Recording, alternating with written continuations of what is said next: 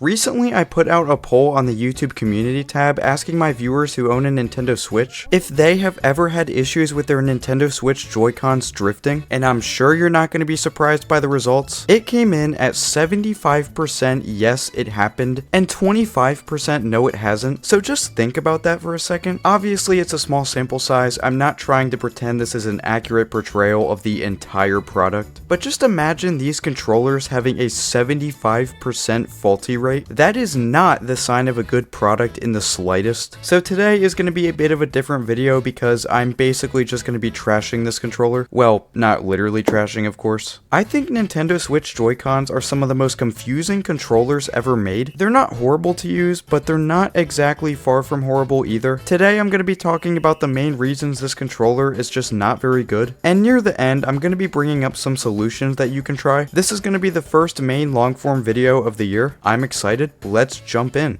First off, we gotta talk about size.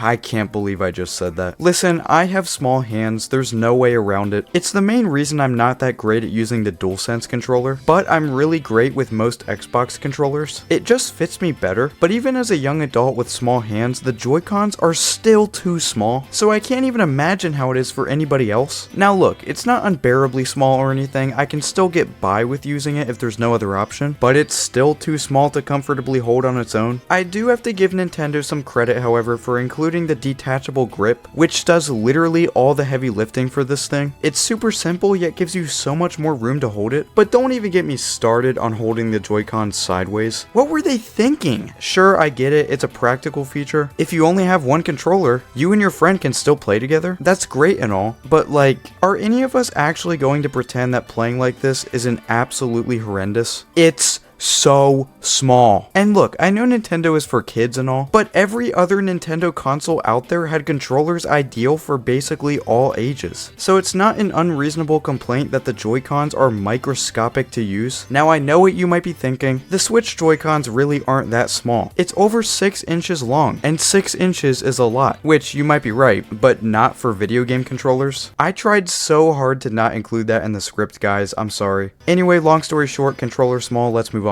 So we've established that the size of the Joy-Cons is less than ideal, but hey, if all the buttons feel great, that can be overlooked, right? Well, the buttons on the Nintendo Switch Joy-Cons, in my opinion, feel pretty cheap and pathetic to use. First off, let's start with the main buttons. Luckily, the main buttons aren't the worst. Sometimes it's hard to press them down since they're pretty tiny, but they're decently responsive otherwise. The issue here is they can hurt to press after a long play session, but I mean, who's actually planning to hold this for that long anyway? The D-pad is very bad, but it's understandable why it's like this, since they had to compensate for if you were to use this controller sideways in multiplayer. A full D-pad would not work for that situation. It still affects the experience of using this thing though. Probably the worst buttons on the entire controller are the plus and minus buttons. These things are annoying and difficult to use, especially the minus button. This might be the smallest button I've ever seen on a licensed controller. The good thing is you don't need to use these too much, for obvious reasons. Moving on to the shoulder buttons and trigger buttons. The shoulder buttons are kinda hard to use because they're so damn small, and the triggers don't sound great, but they get the job done for the size. But the joysticks, these things are so flimsy, man. I feel like I'm holding on for dear life trying to grip this thing. Also, good luck trying not to scratch it on accident either. And yes, we'll get to the whole drifting thing in a minute. Overall, this controller doesn't have any buttons that are unusable, but every single one is at least below average. And what do you get when you combine a bunch of below average buttons? A below average controller.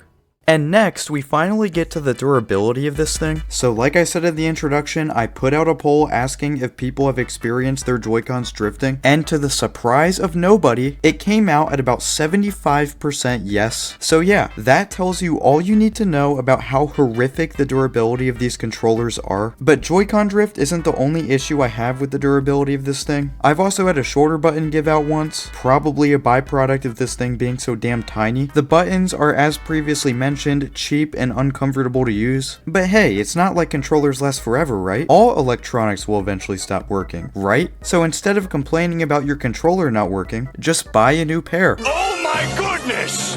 $79.99 for easily breakable, cheaply made Wii Remote ripoffs designed to be held by 3-year-olds? What? Now look, maybe I'm just ignorant and maybe this is just how much these things cost to produce, but who actually thinks these controllers are worth this? In my opinion, the only reason they're priced this high is because Nintendo knows how often Joy-Cons stop working, and they know you have no other choice but to buy them, or at least that's what they think. Because in the next segment, I'm going to be giving you some alternatives, that way you don't need to pay $79.99 for a controller that's just going to break in a year. So first off is maybe the most obvious alternative. Invest in a Nintendo Switch Pro controller and start using the Nintendo Switch in dock mode instead of handheld mode. The shape is insanely comfortable and the grip is super well made and premium feeling. The main buttons, shoulder buttons, and joysticks are way better than the Joy-Cons. I do think the D-pad could have been better, it's just not very intuitive at all. But other than that, it's an almost perfect controller. Recently though, after having this thing for 6 years, the buttons have begun to get a bit sticky. Not sure if I spilled a drink on it or if it's just declining with age, or maybe I'm just hallucinating it happening to begin with. But not everybody's gonna want to use this alternative because some of you just prefer to use handheld mode, whether you're mostly using your Switch while out of town or if you just like holding the entire console in the palm of your hands. To that I say, the Hori Split Pad Pro might be for you. I bought this controller used from a video game store a couple years ago and I've been using it on and off ever since. It is an incredibly high quality way to play games on the go. It's less expensive than the Pro controller, but you still get that same quality when it comes to the buttons, joysticks, triggers, and the D-pad is still a bit stiff, but it is still an improvement. The controller is huge compared to the Joy-Cons, meaning you can finally comfortably hold the console for multiple hours. Comparing it to the way the Steam Deck feels in your hands, it's honestly very close in terms of comfort. The problem with the Split Pad Pro is that it only works in handheld mode, so if you want to play with 2 players on the go, it's just not gonna happen. So we've talked about the Pro controller and how it's an alternative in terms of comfort and quality, but it's not as portable as having something that connects to the body of the system. We also just talked about the Hori Split Pad Pro, which can comfortably connect to the sides of the Switch, but doesn't work wirelessly. But what if I told you there's a controller out there that combines the abilities of both of these controllers, and it's called the QRD Stellar T5 by QRD. I'll be fully transparent with you guys. QRD themselves asked me to review the Stellar T5, but there's a reason I'm hyping it up as the combination of 2 already great controllers, because when I was testing this thing, I grew to really enjoy what it has to offer. First of all, think of this thing as a Nintendo Switch Joy-Con, except it's comfortable to hold, has great joysticks, a customizable D-pad, and all of this can be enjoyed whether you want to use it wirelessly with your TV, or if you want to connect it to the body of your Switch and use it in handheld mode. So disconnect the Joy-Cons from the plastic middle part, and this is what the controllers look like in their simplest form.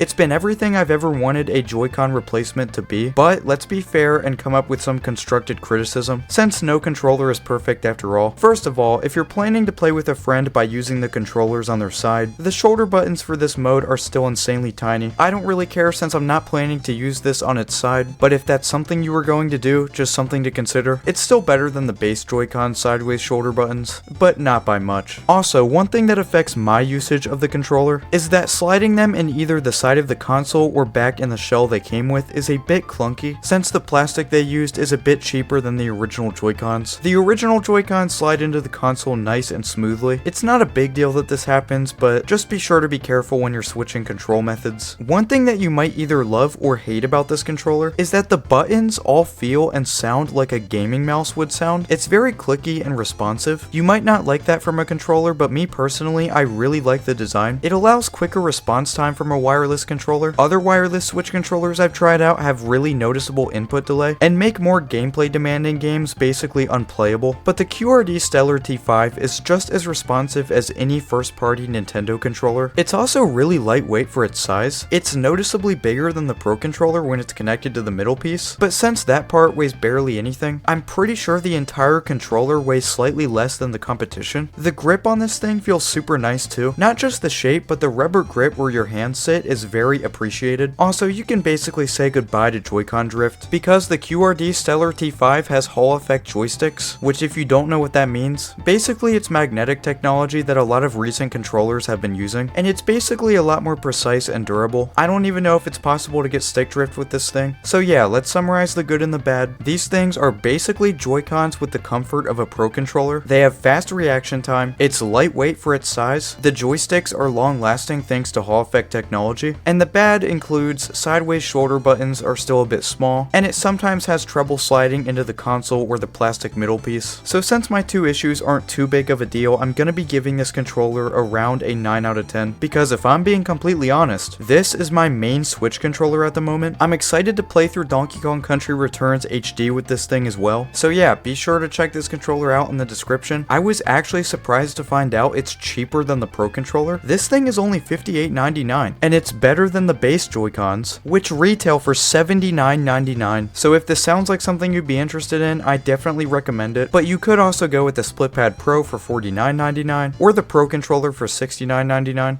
So those are the alternatives I recommend if you're looking to replace your Nintendo Switch Joy-Cons. Thanks to QRD for allowing me to review the QRD Stellar T5. They were extremely considerate, didn't even have a strict review guide or anything. They just let me do my own thing. So that's gonna do it for today. Let me know in the comments, what are your alternatives for Switch Joy-Cons? Let me know what you think about Joy-Cons in general, because I know some people might disagree with me. But yeah, have a good rest of your week, and I'll talk to you again soon.